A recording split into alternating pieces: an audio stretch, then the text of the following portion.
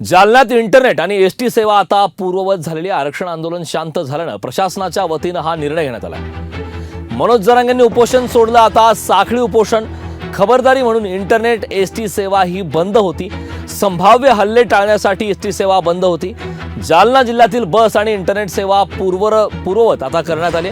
मनोज जरांगे पाटील यांनी मुंबईकडे कूच करण्याचा काल निर्णय घेतला होता आणि त्याच पार्श्वभूमीवर जालना जिल्ह्यातील बस आणि इंटरनेट सेवा खंडित करण्यात आली होती. मात्र जरांगे पाटील यांनी आज उपोषण सोडलं असल्याने आता बस आणि इंटरनेट सेवा ही पूर्ववत करण्यात आलेली आहे. त्याची दृश्य आपण लोकशाही मराठीवरती पाहतोय.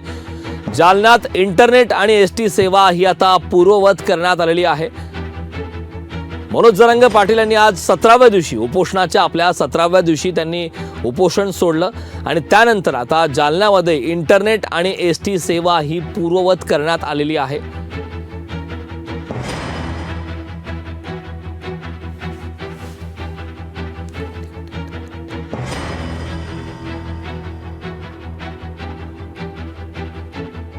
तर जरांगेंनी उपोषण सोडलं आणि आता आज साखळी उपोषण होणार आहे. जालन्यात इंटरनेट आणि एसटी सेवा पूर्ववत करण्यात आली. जालन्यात इंटरनेट आणि एसटी सेवा पूर्ववत करण्यात आली. आरक्षण आंदोलन शांत झाल्यानं प्रशासनाच्या वतीनं हा निर्णय घेण्यात आलाय. मनोज जरांगेंनी उपोषण सोडलं. आता साखळी उपोषण. खबरदारी. मात्र यावेळी खबरदारी म्हणून इंटरनेट सेवा ही बंद होती. संभाव्य हल्ले टाळण्यासाठी एसटी सेवा बंद करण्यात आली होती.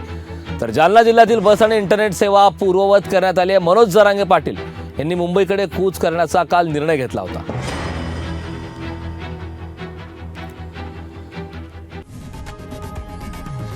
लोकशाही मराठी ऐका, पहा, जागरूक रहा.